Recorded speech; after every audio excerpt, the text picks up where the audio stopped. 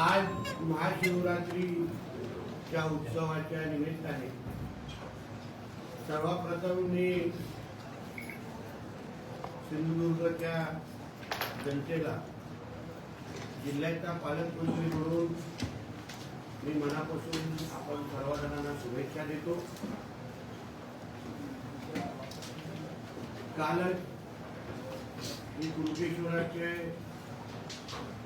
मंदिराची शासकीय पूजा पालकमंत्री म्हणून माझ्या हस्ते कालच रात्री झाली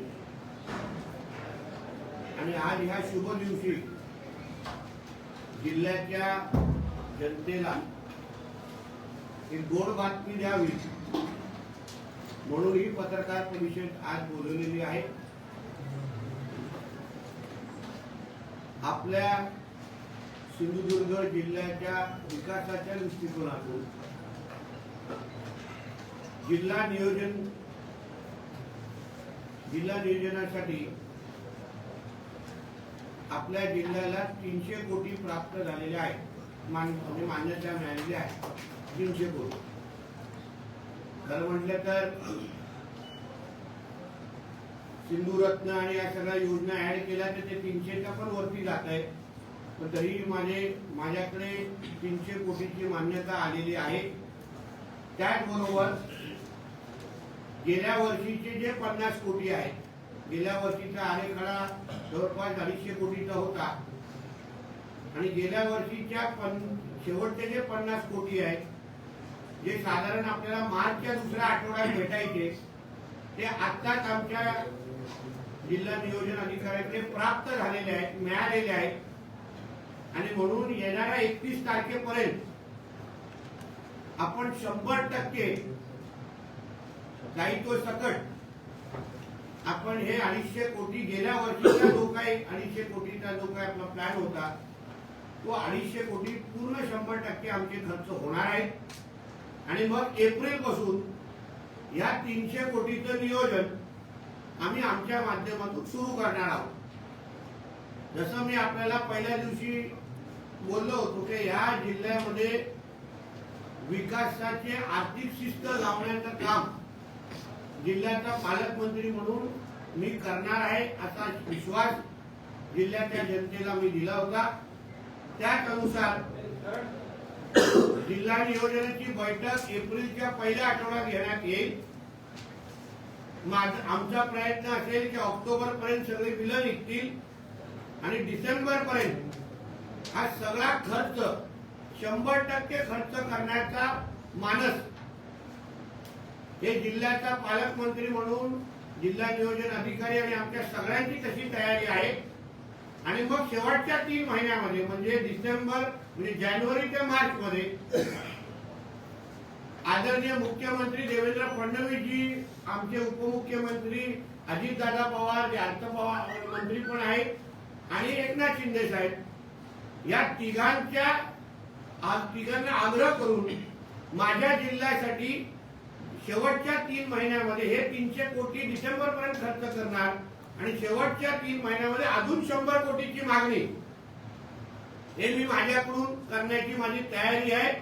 म्हणजे पुढच्या 31 मार्च पर्यंत आपल्या जिल्ह्याला 400 कोटी हे जिल्हा नियोजनासाठी आणण्याची तयारी आणि नियोजन ही माझ्या माध्यमातून मी केलेलं आहे आणि म्हणून जिल्ह्याच्या जनतेला मी विश्वास देतो की आमचं महायुतीचं सरकार, आमचे राज्याचे प्रमुख आदरणीय देवेंद्र फडणवीस साहेब, आमचे अजितदादा पवारजी आणि आमचे एकनाथ शिंदे साहेब हे आमच्या जिल्ह्याच्या विकासासंदर्भात किती गंभीर आहेत।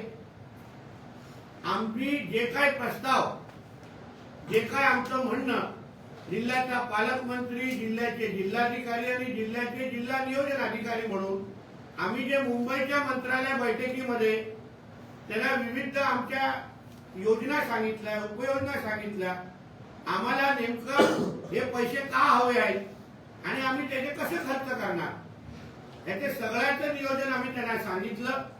कुठल्या क्षेत्रामध्ये आम्हाला अजून खर्च करायचा आहे जेणेकरून जिल्ह्याच्या जनतेचं दरडोई उत्पन्न वाढेल, त्या क्षेत्रामध्ये वाढ आम्हाला मिळालेली आहे, टाटा हेल्थच्या खालती आम्हाला पैसे मिळालेले आहेत.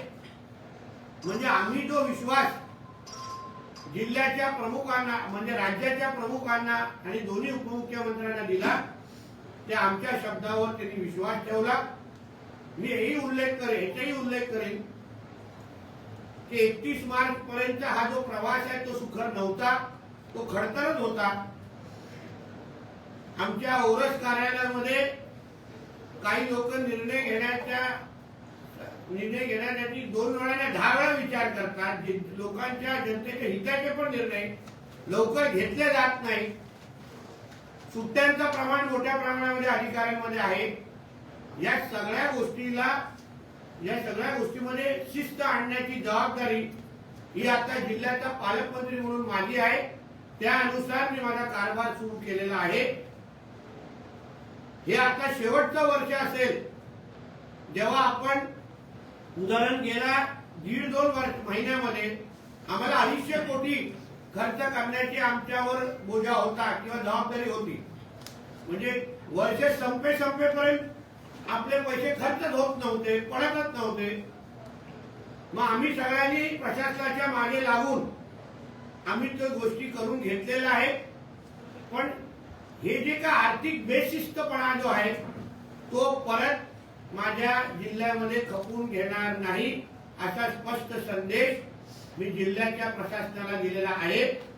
आणि मी ह्या पुढच्या आर्थिक वर्षामध्ये खासदार सन्मान्य राणे साहेब, आमदार सन्मान्य निलेशजी राणे, आमदार सन्मान्य दीपक केसरकरजी, आमचे निरंजन डावकरेजी, अनिकेत तटकरेजी हे सगळ्या जणांना एकत्र घेऊन जिल्ह्याच्या अन्य आमच्या विविध पक्षाच्या लोकप्रतिनिधींना घेऊन एकत्र येऊन या जिल्ह्याला समृद्ध बनवण्यासाठी, आर्थिक दृष्टिकोनातून भक्कम बनवण्यासाठी आणि हा आमचा जिल्हा पहिल्या 5 क्रमांकामध्ये आणण्याच्या दृष्टिकोनातून आमच्याकडून पावलं टाकले जातील.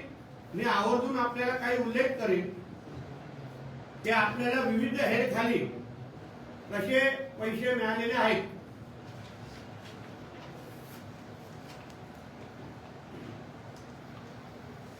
म्हणजे जिल्ह्याच्या मच्छीमार सहकारी संस्था आणि या सगळ्यासाठी गेल्या वर्षी 5 कोटी होते, यावेळी 6 कोटी झालेले आहेत. ग्रामपंचायतीच्या सुधारणे या ग्राम विकास यांच्या खाली आपल्याकडे गेल्या वर्षी 3.5 कोटी 50 होते, यावेळी 4 कोटी 100 झालेले आहेत. त्याचबरोबर साखव बांधकाम जे आमच्या सगळ्यांसाठी अतिशय महत्वाचं असतो ते 9 कोटीचे 12 कोटी झालेले आहेत.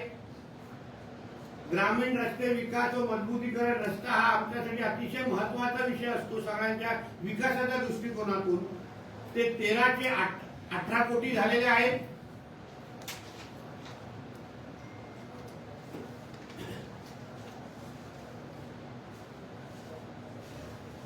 पर्यटन जो आमच्या जिल्ह्याच्या दृष्टिकोनातून उदाहरण मी असो, जिल्हाधिकारी असो आणि जिल्हा नियोजन अधिकारी असो, आम्ही अजितदादांना असेल किंवा मुख्यमंत्र्यांना आम्ही विश्वास दिलेला की पर्यटनाच्या आधारे आम्हाला आमच्या जिल्ह्याचा विकास करायचा आहे.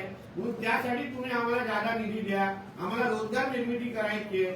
त्यासाठी ते 8 कोटीचे ते आपल्याला 10 कोटी झालेले आहेत. मग तिथे 2 कोटीची वाढ आपल्याला मिळालेली आहे. नगर विकास शहर आपल्याकडे जे शहर जे मोठ्या प्रमाणामध्ये वाढत आहे, आपल्याकडे 8 शहर आहेत. मागासवर्गीय कल्याण विकास निधी ती आपली 282 झालेली आहे, 2 कोटीचे 382 झालेले आहेत. महिला बाल विकास 360 ते 435 झालेले आहेत. सर्वात महत्वाचं म्हणजे नाविन्यपूर्ण योजना, ज्याच्यामुळे आम्ही नवीन योजनेला प्रोत्साहन देऊ शकतो. नवीन जे काही संकल्पना आमचे विविध सरपंच असो, लोकप्रतिनिधी असो, ग्रामीण भागातली जनता जे काही नवीन संकल्पना त्यांना राबवायचा आहे तो त्यांना त्या विकासाला चालना देण्यासाठी पालकमंत्री म्हणून मी त्यांना मदत करू शकतो. त्याच्यामध्ये पण 11 ना 11चे जवळपास 12-69 झालेले आहे. म्हणजे सगळ्या हेड खाली आरोग्याखाली पण झालेले आहे. सर्व 1.5-2 कोटी तिथे वाढले. म्हणजे जिथे जिथे काही निकष असेही लावलेले आहेत. उदाहरण काही खात्यांनी गेल्या वर्षी जे योग्य पद्धतीने खर्च केला नाही, खर्च पाडले नाही, त्यांच्यावर पण आम्ही थोडी आर्थिक शिस्त लावण्याच्या दृष्टिकोनातून तिथे जास्त पैसे वाढवायला सांगितलेले नाही. तर त्यांनाही कळून दे की बाबा 100% जोपर्यंत तुम्ही तुमच्या खात्याचा निधी खर्च करत नाही तोपर्यंत आम्ही त्याला प्रोत्साहन देणार नाही.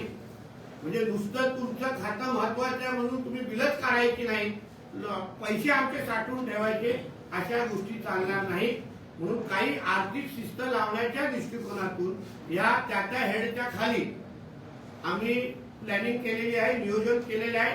आणि त्या दृष्टिकोनातून आमच्या जिल्ह्याला 300 कोटीचा जो काही मान्यता आम्हाला मिळालेली आहे तो खर्च आता येणाऱ्या आर्थिक वर्षापासून आम्ही करायला सुरू करणार आहोत. याच्यात हेही सांगतो की मी ह्याच्यात जे सिंधू रत्नाची योजना मोडलेली नाही, त्याचे आमचे दीपक केसरकरजी त्याचं नियोजन करतात म्हणून त्याचं स्वातंत्र्य त्यांना दिलेलं आहे. पण त्याही गोष्टी आमच्या जिल्ह्याच्या विकासासाठीच खर्च होतात म्हणून ते त्याच्यामध्ये वाढ आहे. पण निकष वेगळे ठेवलेले आहेत. त्याला काय मी त्याबद्दल तेच तुम्हाला माहिती देतील, तेच चर्चा करतील. पण एकंदरीत जिल्ह्याच्या विकासामध्ये त्याही सिंधुरत्न योजनेचा पण हातभार मोठ्या प्रमाणामध्ये असतो. म्हणून अशा दृष्टिकोनातून आमच्या जिल्ह्याच्या विकासासाठी एक महत्वाचा दिवस, जिथे आपण 200 मध्ये होतो आता 300च्या ब्रॅकेटमध्ये गेलेलो आहे. माझा प्रयत्न असेल की ह्या पूर्ण 5 वर्षामध्ये मी माझ्या जिल्ह्याच्या विकासासाठी जेव्हा 29 पर्यंत हा प्रवास मी 1000 कोटीपर्यंत मी घेऊन जाण्याच्या दृष्टिकोनातून माझे प्रयत्न असतात. मी माझी राजकीय ताकद वापरीन हा शब्द जिल्ह्याच्या जनतेला मी ह्या निमित्ताने देईन. दुसरा एक विषय याच्यानंतर घेईन की आपल्या 28 तारखेला संध्याकाळी आपल्या देवगडमध्ये कोकण सन्मान जे काही इथे क्रिएटर्स आहेत, युट्यूबर आणि या सगळ्याच्या क्रिएटर्ससाठी एक कोकण सन्मान पुरस्काराचा कार्यक्रम आपण देवगडमध्ये संध्याकाळी 7 वाजता वेगा हॉटेलच्या मागे घेणार आहोत. महाराष्ट्रातल्या कोकणातले विविध क्रिएटर जे युट्यूबरवर आहेत, रील बनवतात, त्या सगळ्यांना एकत्र घेऊन जे गेल्या वर्षी आम्ही कणकवलीला केलेला तो ह्या वर्षी आम्ही देवगडमध्ये करतोय. त्यामुळे देवगडच्या विकासाच्या दृष्टिकोनातून, देवगडच्या पर्यटन विकासाच्या दृष्टिकोनातून ह्या युट्यूबर ज्यांच्या प्रत्येकाचे फॉलोअर हा 1.5, 2, 4 लाख आहेत, त्यांचं युट्यूबरचं आणि या लोकांचं महत्व आज वेगळं आहे. आणि म्हणून त्यांना एकत्र करून या जिल्ह्याच्या विकासाच्या दृष्टिकोनातून त्यांना बरोबर घेऊन त्यांचा सन्मान करण्यासाठी कोकण सन्मानाचा कार्यक्रमाचा 2रा वर्ष हे आमच्या देवगडमध्ये होत आहे. शेवटचा एक वर्ष विषय बोलून संपवतो.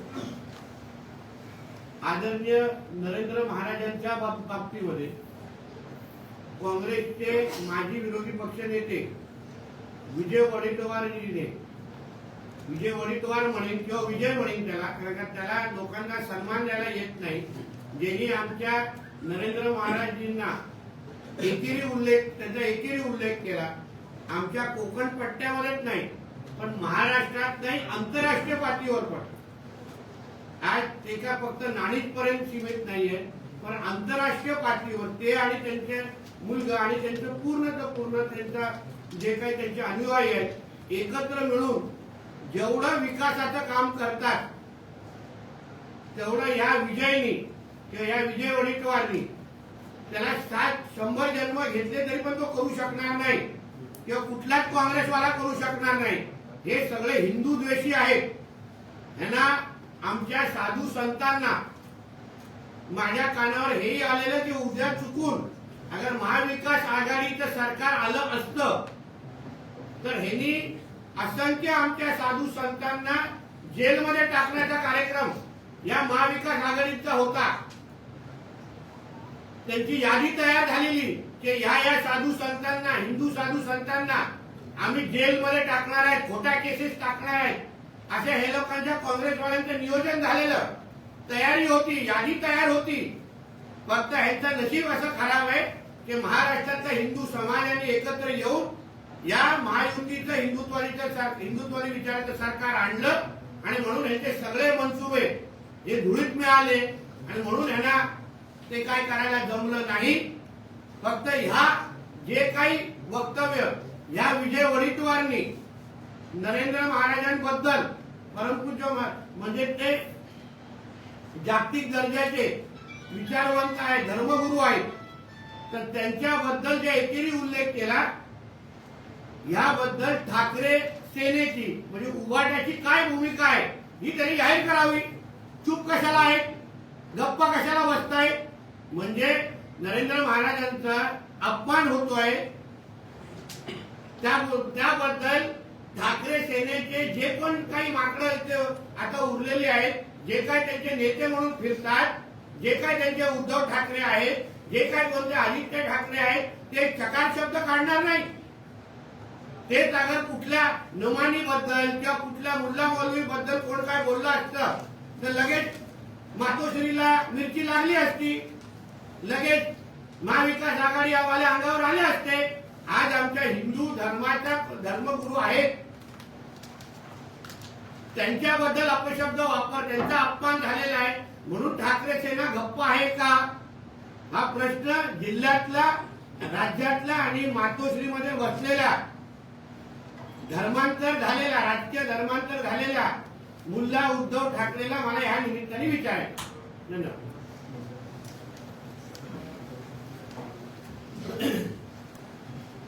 या संबंधित काय प्रश्न असतील तर विचार.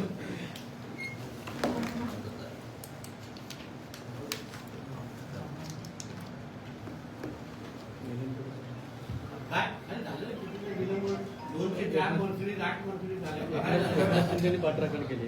एकनाथ शिंदेने पाठराखण. ज्यांना जे शिवसेनेचा इतिहास ज्यांना माहिती आहे, मग ते आदरणीय राणेसाहेब असतील, आदरणीय एकनाथ शिंदे साहेब असतील, जे जुने शिवसैनिक आहेत त्या प्रत्येकाला माहिती आहे की नीलम गोरे काही जे बोलले ते सत्यच आहे. म्हणून एकनाथ शिंदे साहेबांनी पाठराखण करायलाच पाहिजे, कारण त्यांना सत्य आहे, माहिती आहे. कारण उद्धव ठाकरेची असंख्य बिलं एकनाथ शिंदे साहेबांनी पण भागवलेली आहेत.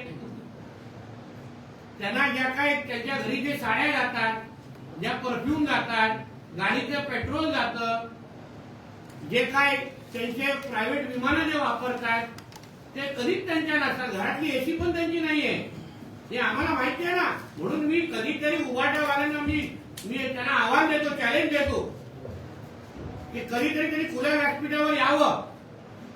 की आम्ही सांगतो की उद्धव ठाकरेचे आंतरवस्त्र कुठून येताना त्याचे बिल दिले जातात का, मी पुराव्याकडे द्यायला तयार आहे ना आम्ही. म्हणून नीलम गोरे काही ज्या बोलल्या ते काही वाईट बोललं नाही, फक्त मातोश्रीच्या वहिनींना ते झोमलं कारण ते सत्य होत. साहेब, कुडाळमध्ये पहाटे 3 बैलांची तस्करी करण्यात आली आणि त्याला पकडण्यात आलं कुडाळ पोलिसांकडून आणि विश्व हिंदू परिषदेच्या कार्यकर्त्यांनी ही त्याला सुद्धा हिंदुत्वादी विचाराचं सरकार म्हणतात ना.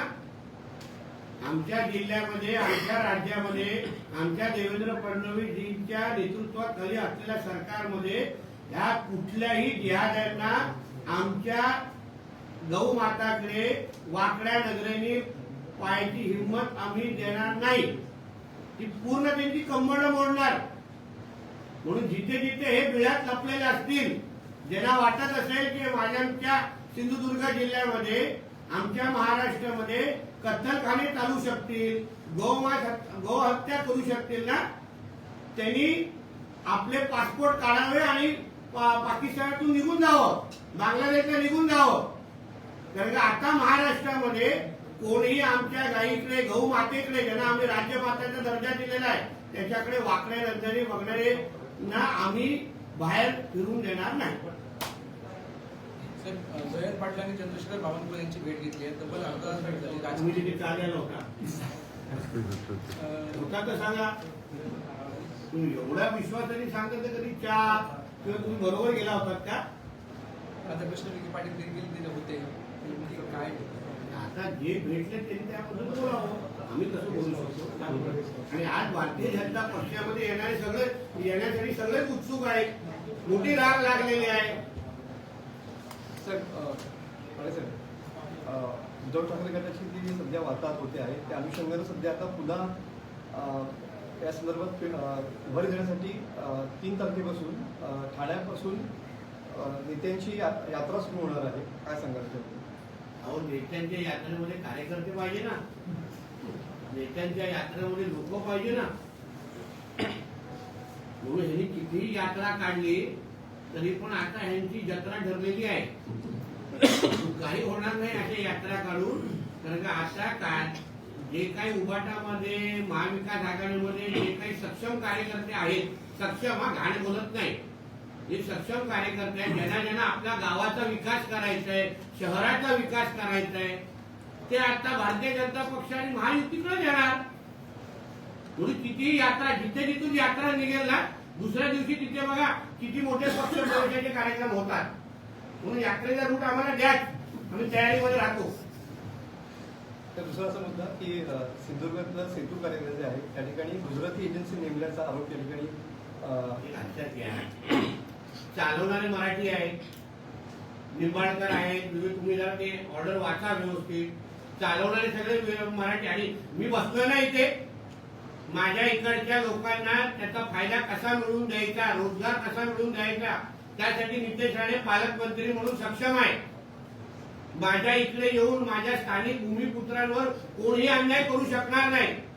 आणि जे जे गुजरातच्या वर आक्षेप घेत आहेत ना, माझी खासदार सारखे, त्यांना सांगा की पहिला त्यांच्या मालकाला जाऊन सांगायला की त्यांच्या मुलांना गुजरातच्या लग्नामध्ये नाचायला बंद करायला सांगा. पहिलं नाच्या बंदण्यासाठी गुजराती चालतात. तुमचे प्रायव्हेट फ्लाईट तुम्हाला पाहिजे तेव्हा गुजराती चालतात. तुमच्या लंडनचं हॉटेलचं बिल भरायचं असेल तेव्हा गुजराती चालतात. आणि मग आता गुजरातींवर आक्षेप कशाला?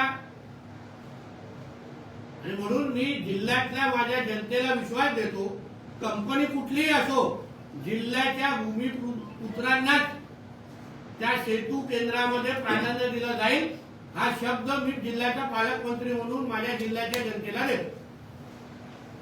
काही लोक मराठी माणसांबद्दल बोलतात पण काही केलं नाही असं फडणवीसांनी ठाकरेंवर टीका केली. खरंच आहे ना.